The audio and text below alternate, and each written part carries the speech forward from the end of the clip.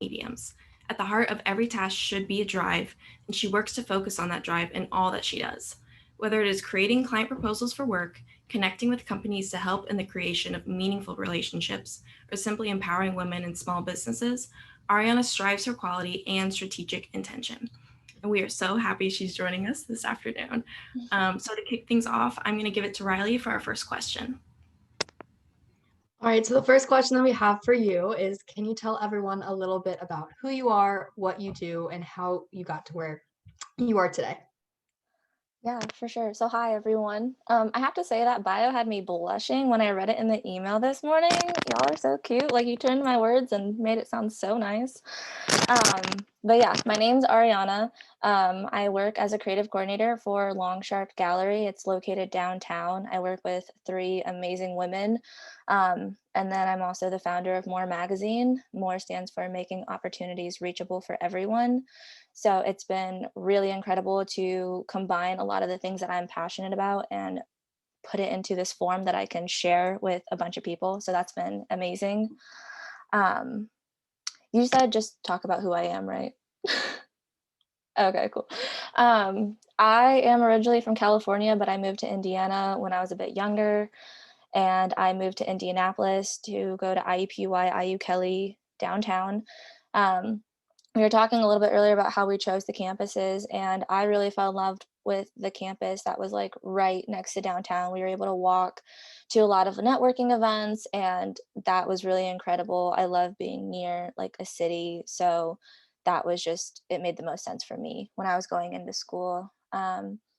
During school, I did a ton of internships, a lot of unpaid internships, a lot of paid internships, just trying to figure out like what I really enjoyed and what I wanted to do. And then I also did a lot of volunteering because I wanted to know more about the community that I was in. And I just think there's no better way to learn about the community than to like work with people in the community to learn all that there is. That's awesome. Thank you so much for sharing that. For Um, sure. our next question, obviously, you are the founder and owner of More.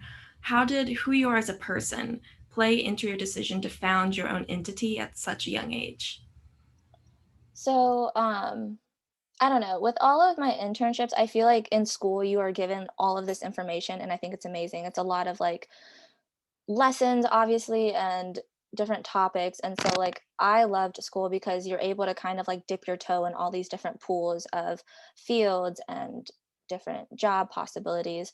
And like I mentioned, I really wanted to like be part of the community. And so while volunteering, I felt like there are a lot of different ways you can do that. Initially, when I was in Kelly, I wanted to get a certificate and go like the nonprofit philanthropy route. But then I guess as I networked and talked with more companies, I realized that a lot of for-profit companies have a big focus on social impact. And so you could work for a for-profit company and still be doing work that supports the community like a nonprofit would. And for me, that was just like a big aha moment.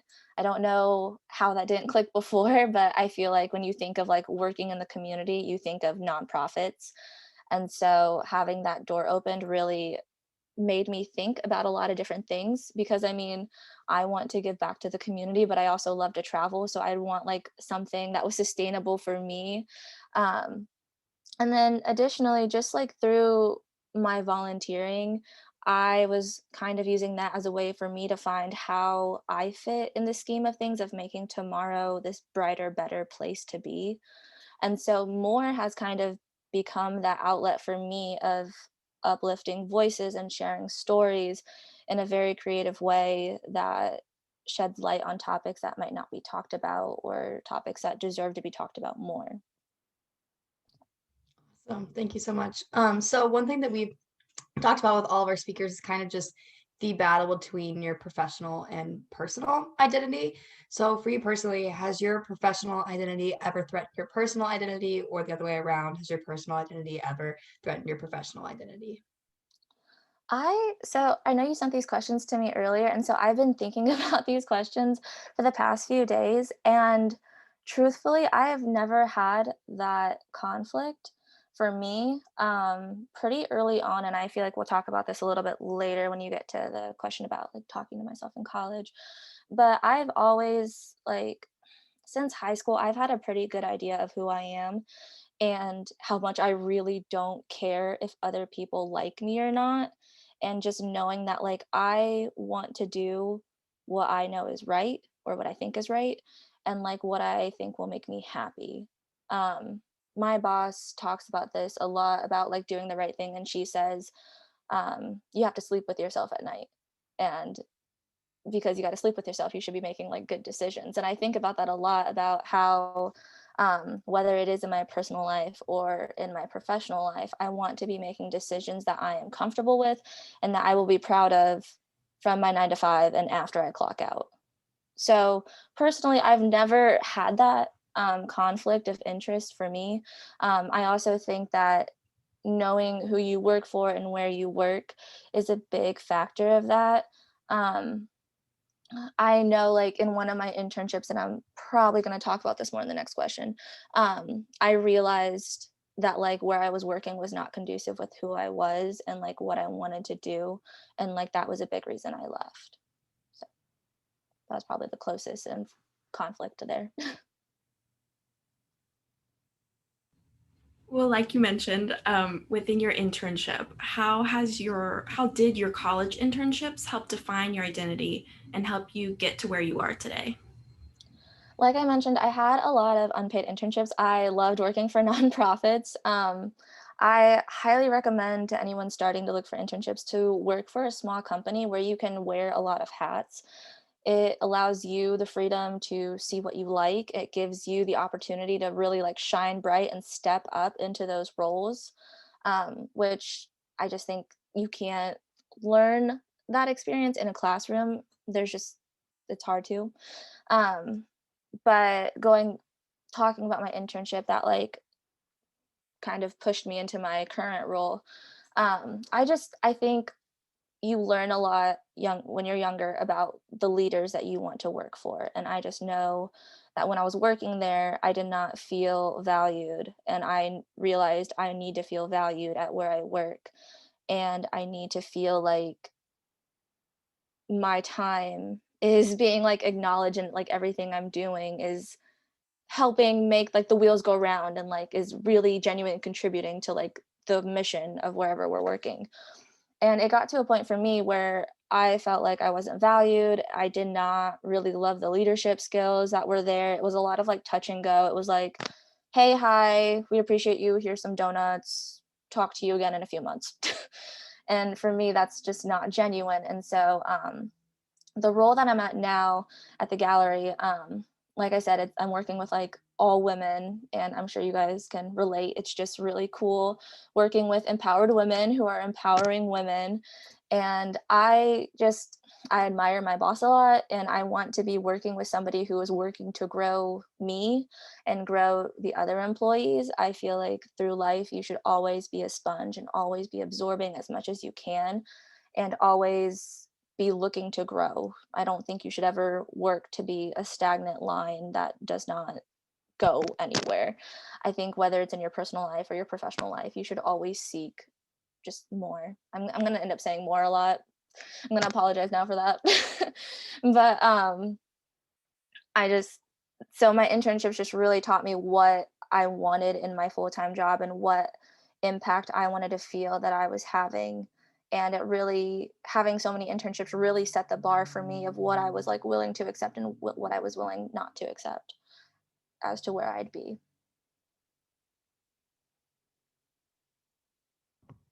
Awesome, thank you. So the next question we have for you is what would you tell your former collegiate self if you had the chance? So, as I mentioned, I definitely had a pretty go-getter spirit. Like I didn't really, I don't know. I applied my freshman year for a lot of internships that were for seniors. And it can definitely seem like a waste of time because you're like, I'm probably not going to get accepted. But going through that process made me feel way more confident when like senior year came or junior year came and I was applying for internships that I would actually qualify a bit more for. And I had a lot of friends who were like nervous to start applying for internships or waited a while and like I know now when we talk about it, like I would have like shook them by the shoulders a little bit more and like really push them to like just do it, like just apply for it. Like the worst they're gonna say is no, and just like put yourself out there as much as you can. Anyone can lead you to any opportunity, and I think like I love networking, I love connecting with people. And I remember my freshman year, I don't know how many campuses this got like open to, but I think it might have gone to you guys too. But we got invited to the NFL Combine for PR and communications professionals. And so it was like 3 hours that we were able to talk with the NFL communication directors and marketing professionals, and that was so cool. And I ended up reaching out to the person, like the contact info on it, and I said, "Thank you so much for this opportunity. I would love to meet you. I think this is such an amazing event that you're putting on, connecting with like the students around Indiana, since that's where it's hosted." And I ended up connecting with her, and I helped host the event the 2 years after that. And always just look for that contact email, and just reach out and say hi. And people always like to talk about themselves. So always ask them what they do, what they like that they're doing and whatnot. And then just be genuine, and you never know like the connections you're gonna make. I cannot emphasize that enough. Now that you've reflected on your past a little bit, conversely, we'd love to know where you see yourself in 10 years and how your current view of Obscenity is impacting those plans for the future. Um, this one was a hard one. I think looking forward, especially right now, it's so, I mean, everything's weird. Like this would have been an in-person event. And so trying to think forward is just wild because of the way that like so many companies have pivoted. It really opens up like the endless possibilities times like another 100 million different possibilities. And so I feel like 10 years, 5 years from now, and like thinking about like my own self-reflection and who I am, I hope to be making more impactful contributions to the community. I hope to be reaching more people. With the magazine, I am so ecstatic that we've had readers from like the West Coast to the East Coast. And so I hope to expand that maybe to other countries. I think that'd be amazing. Um, but I think looking ahead, and I know this is more personal than it is professional, but I think your personal life plays a lot into like your professional life too. I just want to keep doing things that I know make me happy and like take care of myself and the people I love. And like, I feel like as long as I'm doing that for me, then I'll be able to do so much in my professional life. That's a really, really good point. So our last question before we open it up for Q&A is, what does obscenity mean to you? I will be honest, I had to look this word up. You guys picked a tier 3 word. Very nice.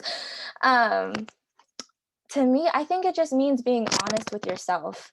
And it's about like who, from my Google definition that I found, it's like about being who you are. And so I feel like to know and understand who you are, you have to be very honest with yourself and be aware.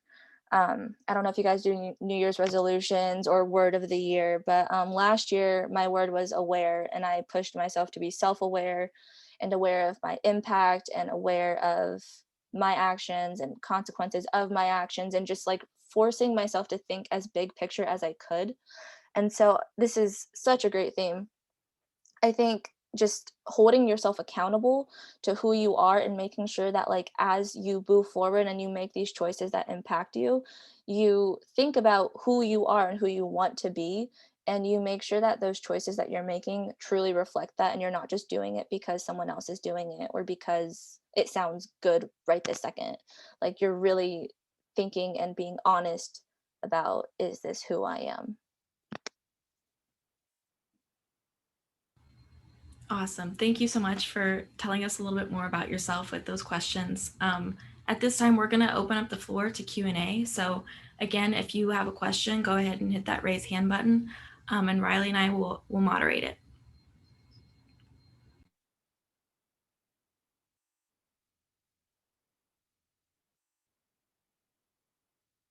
Lisa. So I know for conference we host a lot of inspiring women. I wanted to ask, like, what's one woman that inspires you, like, and why, I guess? That is a great question. um, Honestly, I would say my current boss. I cannot say enough good things about her. Um, I actually got to sit in on an artist meeting that we had this week, and I got to hear her talk to the artists. So how we work is that we're the gallery and we represent different artists or we exhibit artists. And so I was able to hear her speak about that with this artist about how kind of how the relationship works. And the way that she communicates about how we are working for the artist and like we're working to share their work and like just putting them at that forefront of what we do, and the way that she puts the employees and like us at like, she will do checks with us like, how are you doing, what do you want to do, is your workload enough, and the way that she pushes to grow us in work and like outside of work with like conversation, I just think that's amazing. And she was also a lawyer for people on death row for like 20 some years. Like she is just balls to the wall, amazing, and has such a big heart. And the way that she works to like positively impact the community that we're in, I think is amazing. Like we are Indianapolis based, but we had a space in New York and we exhibit like all over the world. And just the way that she's like, we are from Indianapolis, we are going to do things like for the community as well because that is where we are. I think that's amazing. And so I feel like it inspires me to think bigger picture, to like think what can I do to help grow the people around me, and it just makes me want to be as like selfless as I can because of the way that she just grows people. Like I think of her as like the watering can over this beautiful garden, and she's just constantly giving what she can to help grow those around her. That's super inspiring that you get to work so closely with someone you respect so much. I'm very jealous of that. So thank you for sharing. We'll go to Annika next. Hey guys. Okay, so I'm really interested in creative direction, so I would love to hear more about your experience with that. And then a more specific question, I guess, is do you ever find creation like exhausting or like just like yeah, creation especially just like do you find that exhausting, and then how do you get over that exhaustion if you do feel that? Those are great questions. I'm going to answer the second half of that first. Especially because of how recent, I mean, we're still in quarantine and whatever stuff, but I feel like during quarantine, there was this huge amount of pressure on creatives to be creating and putting out so much work and whatever your like medium is. And I feel like you have to, like for me, because during that time I was like, I should be working on like the next 3 issues, I should be like getting everything like lined up, and you just have to take that step back. And for me, like taking a step back is like taking my dogs on a walk or like going for a bike ride. Like you have to find what brings you peace and like recenters you and like release yourself of that pressure. And I know that is so much easier said than done, but you like have to allow yourself to like enjoy it, because I feel like creativity comes from when like you're least expecting it or from what you see. And if you are constantly looking for something in everything you see, it is going to be so hard to like naturally create from that. And your other question was about creative directing. Do you mean in a specific sense or? Yeah, just like your general experience, like how you feel about it and how you went about like getting into that space. Okay, for sure. So I actually modeled for a bit while I was in college, and so I worked with a lot of really talented photographers and set designers and other creative directors, and so that was like my first exposure to it. And then I most recently watched The Devil Wears Prada, which is like the OG creative direction movie in my opinion. Miranda Priestley, she has my heart. But um, I feel like when you see it and you want to like share that, like I started creative directing on my first set when I was still modeling. I had this idea and I wanted to pitch it, and I had a really good team that I knew. So I was like, can we see where this goes? And so I started kind of dabbling it like that because it was easy to like collaborate on it. And then as I continued doing it, and I actually got published in a few magazines as the creative director, which was really cool. It kind of was like, okay, I can do this. I'm not just like throwing eggs at the wall or whatever.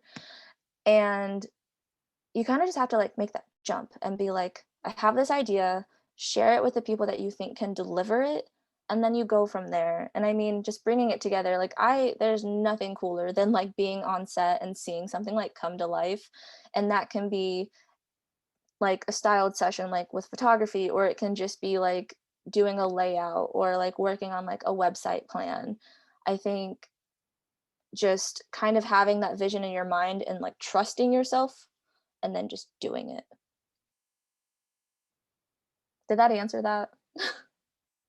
Okay, cool. That is such an interesting experience to have. I think that's like the coolest thing ever. Thanks. I go next. Kind of going along the lines of, sorry if you can hear the cars behind me, along the lines of constantly growing, constantly bettering yourself. I know in WIB, a lot of us are always, listening to new podcasts or books and always throwing those out, and we do some book clubs. Do you have any recommendations for like your favorite podcasts or books that you find really helpful or inspirational, or ones that you really enjoy? I just started getting into podcasts this year, and honestly, I feel like, so I do a lot of like online learning. I feel like I've started reading some books, but like podcasts have been so out of my range that I kind of wanted to keep them out of my range. And so I would encourage you to listen to podcasts that you would not normally listen to. Um, this is going to sound so dumb. I am super terrified of scary movies. However, I've started listening to this true crime podcast, and it it makes me like think about things in a very different way because they talk about like all the facts and like all of the things that happen on murder scenes or whatever. And it's so far removed from like everything that I read and I watch and that I engage with.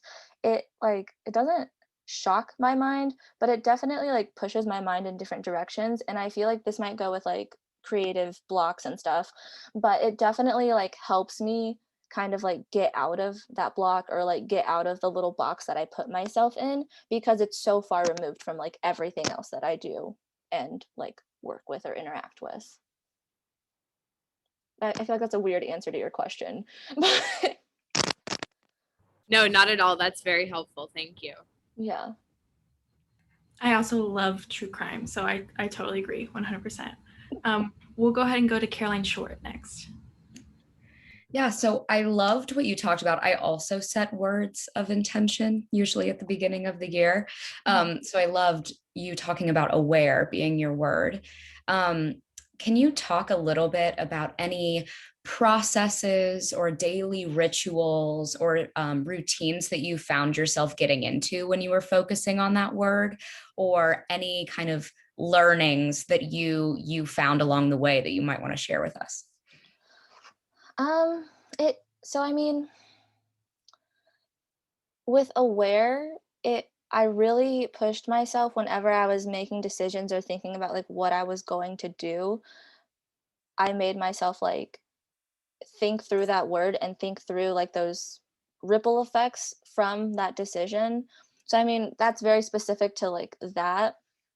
I don't know if anyone's Catholic in the group, but for Lent, I have like started meditating like 5 to 10 minutes a day, like a guided meditation. There's so many good ones on YouTube, but I found one that I really like, and it says to like think about something that has made you really happy today. And it says, what is one thing you can do to continue feeling that way? And even when I'm not like doing my meditation, I'm thinking like this moment is so good. What can I do to make this moment happen again later? Like, how can I continue growing this good juju or good karma or whatever you want to call it? So I think just like recognizing that moment when you're either about to make a decision or when something is really good or something is just working, and acknowledging that what you're doing is good, and then like seeing how you can further implement it. That's like the best process and like closest thing to a process that I feel like I've developed. That's so awesome. Thank you so much. Anika, if you want to go next. Hi. Okay. Sorry. I just had a question about, it kind of goes off of what Hannah was saying. I've recently gotten really into like reading emails, newsletters to like stay up to date on what's just happening in the news. So I was just wondering if there was any like newsletters that you follow to kind of stay up to date with like the industry or like any creative content for like inspiration or anything like that. Yeah, for sure. I love the Daily Carnage. And this is such a cool idea. If you guys are in any businesses that like are looking for a way to connect with clients, they do such an amazing job of this. But and I can send out a link after this or something to you guys so you can like sign up for it. It's so nice. It's daily, and there's also a Facebook group. But it's this marketing agency. I think they're out of Philadelphia, but they started this daily newsletter to be like, here are like 4 headlines of like Google's implementing new SEO, Twitter's doing something, and like 2 other wow things. And then they have like this really great article, and then an ad that they love, and they normally do like a trivia thing or something. And I love that article, that newsletter, because every day I like to watch the marketing video that they share, because I love seeing like other creatives and like their work. And then also just seeing how people like advertise, because they do like different advertisements from like around the world. So it's so cool to see how brands are working across the globe and what they're connecting with their consumers on. And then it's also like the Facebook group is one of my favorite groups, and I'm like pretty active in it. Like it's a lot of mainly marketing professionals from around the world just like asking questions or sharing ads that they think flopped or whatever. And it's just like a big conversation that's like not those required discussion forums that like are so fun to do. But that's my favorite one. I would highly recommend that one. Top tier. And then also there's this isn't an email, but it is an organization that has a lot of really cool events. It's from Click Studios. And if you guys like, I know a few of you are connected with me on LinkedIn, but I can send you some of their stuff. And they host like monthly webinars, which are really cool. They have different topics. Like the last one was about building community. And they talk about how Nike has like built this community of like consumers, and so that they can ask each other different questions about like shoes, and how just having that community available strengthens the consumer's relationship with the brand, which is really cool. So they just have some really amazing topics, and you can always connect with the speakers, and you connect with like the people in the chat or in the Zoom or whatever. And that's been really incredible to do. Thank you so much for those recommendations. We'll be sure to write them down and maybe send them in a group me so you don't have to worry about sending them over and over again. Oh, no, that's fine. But right now we're going to go ahead and go to Charlotte for our next question. Hi. Okay. So obviously you have like your own magazine and like built that up. I don't know if there's like a particular like excerpt or article or content that you put on that you're like most proud of, or like really was like glad that it was put together, and like expand on that. I'm just like super curious. It's like asking who my favorite kid is. Oh man, that is so hard. Okay. I love all the articles, and I actually have it right here. So I'm going to show you one of my favorite things that we did. Let me find it. Because there's the first issue, I think like everyone who contributed like completely knocked it out of the park for me. And I worked with this designer out in Texas. We met through a Facebook group. I think it's called like women business owners supporting women business owners, which is really just cool to meet all these different people. But she was looking to do some graphic design work. She works in branding, but she wanted to expand on graphic design. And so we connected, and she ended up designing a bunch of posters for the magazine. And when I was talking to her, I was like, the most important thing of this magazine is women empowering women and uplifting and voices. And so, and I already used this analogy earlier, so pretend that you didn't hear it. But she made this poster and it says empowered women empower women. And it is a watering pot watering flowers. And I feel like that is the most true message throughout the entire issue. We have a lot of articles that address like different problems or things that need to be talked about. But when I work with all of my writers, they're like, okay, so I'm going to write about this huge problem or whatever. And I'm like, yes, but I also need you to write about it solution based, because I don't want to have a magazine full of articles that say this thing sucks, period. It needs to be, this thing isn't great, but here's how we can fix it, or here's how we can grow as a community to make this better. Highly recommend reading it. Duly noted. I do have a question for you, actually. So more is rooted in inclusion, and that is such a big undertaking. So what do you think is the most important, maybe like going into it, what do you think is the most important quality to have in your headspace to undertake such a challenge? I think being open-minded and being willing to listen is the biggest thing, because it's like kind of all on me. Like anything that comes out, if something like isn't good or something, it's going to come back to me.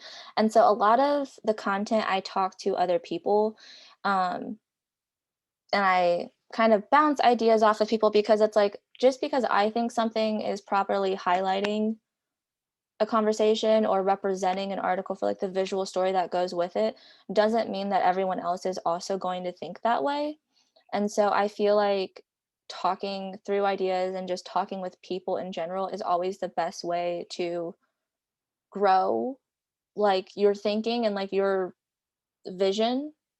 And so that is what I've done the most, just because I mean, we do talk about like LGBTQ plus, and we talk about racial microaggressions and different things like that. And it's like, I have all of my own experiences, but my experiences are not going to represent the entirety of those different groups. And so I feel like talking about it with anyone that is like willing to talk about it is the best way to kind of balance and give yourself your own checks. Awesome. Thank you so much. Dia, do you want to ask your question? Thank you again today for speaking to us. It's been so great hearing everything you've had to share. It's been such an interesting perspective. But I guess one question I had is when creating content or choosing the content that would go in the magazine, how do you find that balance between what you're like putting out content that you're passionate about, but also kind of making sure you're representing issues that are important in the media or important to discuss? So I follow a lot of different accounts that maybe don't always, I'm trying to think of how to word this. I saw this graphic a while back, and it was somebody holding a sign, and it said, your post or whatever are already going to people who probably agree with you, right?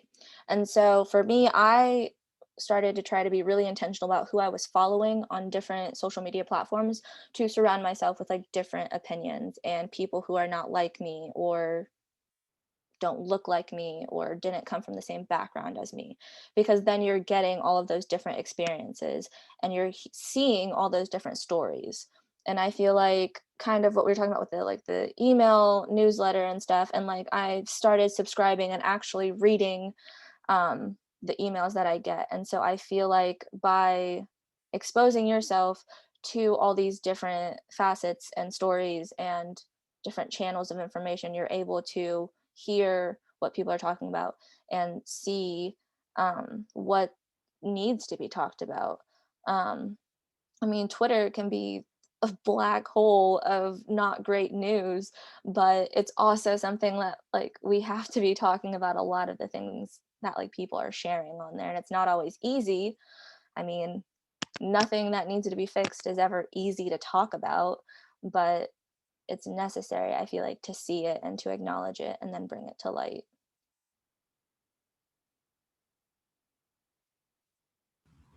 Beautifully said. Thank you for that. We're going to go ahead and go to Hannah now. So I know you said that your boss is very supportive of your growth and your peers' growth. And obviously you have a lot going on with your full-time job and running more. Do you ever find it difficult to balance the two? And how do you deal with balancing both of those that tend to keep you, I'm sure, very busy? It's a good question. I'm actually, one of my like goals for this year is to do less, which is kind of funny. Um, in college, I will tell you, I did like the full schedule, and then I had 3 internships and 2 jobs at one point while also being president of 2 different clubs. And I just love being busy. I love people. I love seeing people. I love doing things. So honestly, and I'm a big extrovert, so I get my energy from doing things. Um, Not to sound old, but as I get older, I realize that I do need more downtime and rest. And like we have 2 dogs now, and like I want to see like my friends and like make time for things like this conference. And so I think just like really prioritizing what is important and listening to your body. Like some mornings I want to get up at like 7 a.m. so I can work on the magazine for 2 hours before I start working. And there's a lot of mornings that like my body's like, that's not happening. We are very tired. And so I have to be like, okay, I will make time for this later because right now I need to rest. And I think that it kind of goes back to like being self-aware and recognizing what you're doing and if it's hurting you or helping you.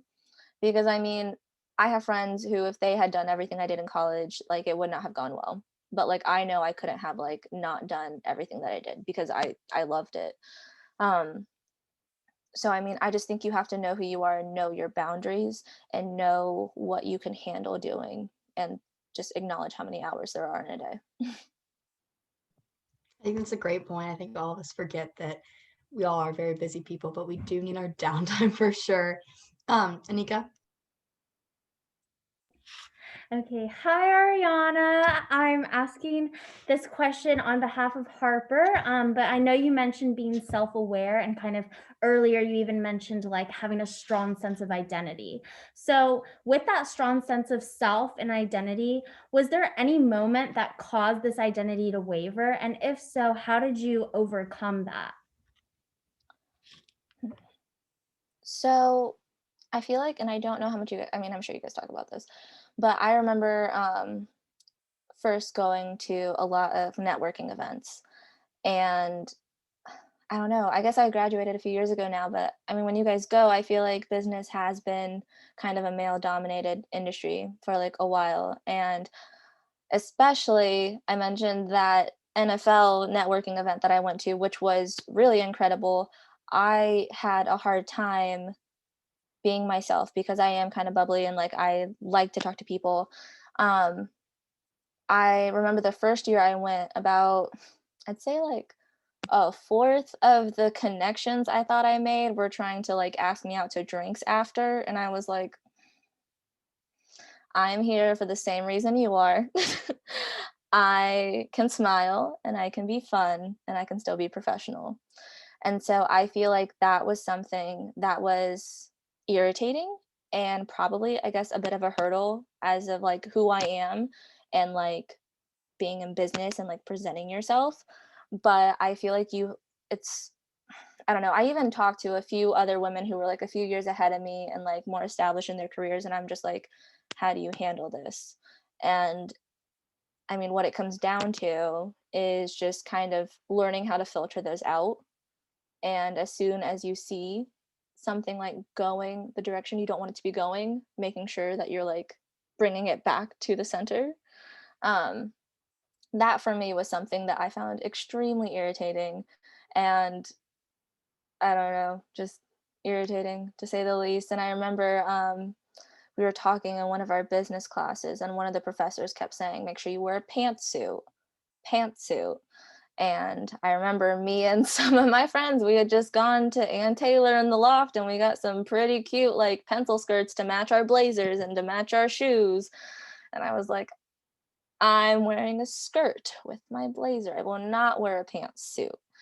And which honestly, now I have a lot of pantsuits. I love them. But I think just like it was hard because it's like, but like having people beside you, like my best friend Sunny, she and I went to a ton of networking events together, and I feel like us walking in together definitely like builds that confidence of like, we are here, we're on a mission, and like we're going to be ourselves, because we don't want to work for a place that doesn't know us. We want them to know that like we will grow their culture, or like I don't want to say fit the culture, because like I know that's a whole thing, and like you want to add to the culture and not just like fit in and stuff. And so I feel like that was something that was hard, especially like being younger too, and in our first couple of years of business school. That was probably something that I had like the hardest time with like the personality and being yourself, and like being taken seriously or for what you were there for. Thank you for that. I actually have a follow-up question to that, but first I do want to say this is a last call for questions. So if anybody has a question they haven't asked yet, go ahead and throw up that raise hand sign and we'll be sure to get you. But my question to you following on that is, you mentioned that it was irritating. That's a great word to use when talking about working in a male-dominated field. For me, sometimes it either feels like I'm powerful, like I am a woman in business, and other times it feels completely hopeless because it's like so overwhelming and I feel like there's an extra obstacle I have to overcome.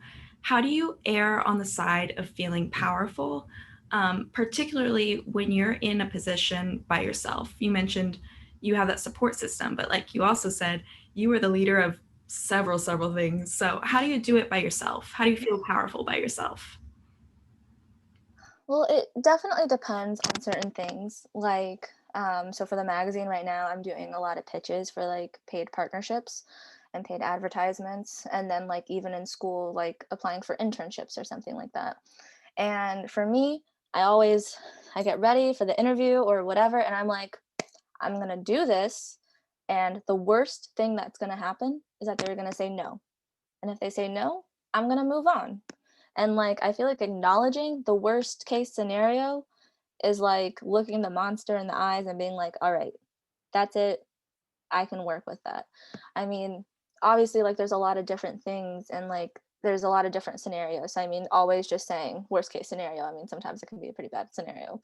So that doesn't always work. But like, I think acknowledging it is always like the most, I don't know, like you're taking that power back, you know? And I feel like when you're in those situations, it's also like how you're looking at it. I read an article a couple years ago over the word intimidating. And it was like, is the person you are like speaking of, are they intimidating, or are you intimidated by them? And I feel like by recognizing that, you can be like, you know what? I just respect them. It's not that I'm intimidated by them, but I respect them. And I feel like if you can work through that in your mind and decide what you're really feeling, or what you're really nervous about, or what is making you feel less than empowered, you can approach it in a powerful way. I love the idea of taking your power back, because more often than not, it's just a matter of getting your mind in the right space. Mm-hmm. Which is always easier said than done. So, especially as a woman in business. Yes. At this time, we are going to go ahead and wrap up. Thank you so much. This has been super informative, and we're so appreciative of your time this afternoon. Yeah. I think Hannah shot the attendance form in the chat, so make sure everybody go ahead and fill that out. We're also going to go ahead and put your recommendations in the group me, as well as your email, if that's okay with you, so that everybody has all your information. But thank you again. We really appreciate it. That would be stellar. Also, if you want to just throw my LinkedIn in that, Can do. yeah, that would be good. Sounds good.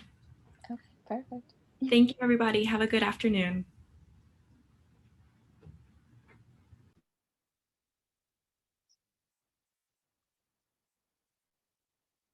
Wait, so Caroline, do I need to do anything after this or? Nope. Okay. Nothing. We're gonna sit here and probably just talk about the session. You're welcome to join us if you want to. I mean, I can also go. I don't care. You tell me what to do. This is your show, so. That went beautifully. I think it went great. I don't have anything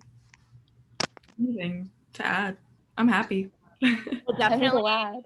I'm gonna figure out the best possible way to share those recordings with you. So we'll definitely be in touch to make sure that you get those. And yeah, I think everyone really enjoyed it. They all say thank you. A few messages in the group me. We really enjoyed hearing from you. I'm so glad. Thank you so much for having me. I hope to meet you guys all in person sometime. Someday. I was gonna ask, do you guys have a LinkedIn page or no? Because I was trying to tag, and I know I tagged you guys individually, but Yeah, we do. I'm pretty sure, and I can send it to you on LinkedIn. okay, cool. I just want to make sure I can like share what you guys are doing as much as I can. I think you guys are killing it, so. Thank you. Yeah, one of us will make sure that you get it. And there's a Facebook page as well, and we're also on Instagram too. I think we're probably the most active on Instagram, I would say, but I think they're trying to do more on Facebook and LinkedIn. Okay, awesome. Stellar. Thank you so much again for having me. I'll let you guys chat. And yeah, reach out to me if you guys ever need anything. This is great. Will do. Thank you again. Thank you so much. All right. Day. You too. Bye. Woo! Yay. Exciting. So we have tomorrow, and then oh, perfect timing. My Mac says it's gonna die. And then we can text about a time to figure out sweatshirt stuff this week too. Okay. Sounds perfect. Sounds good, guys. Bye, guys. Awesome job. 2 out of 3. Well, really 3, 2.5. Right, 2.5. 2.5. Okay. See you guys tomorrow. Bye.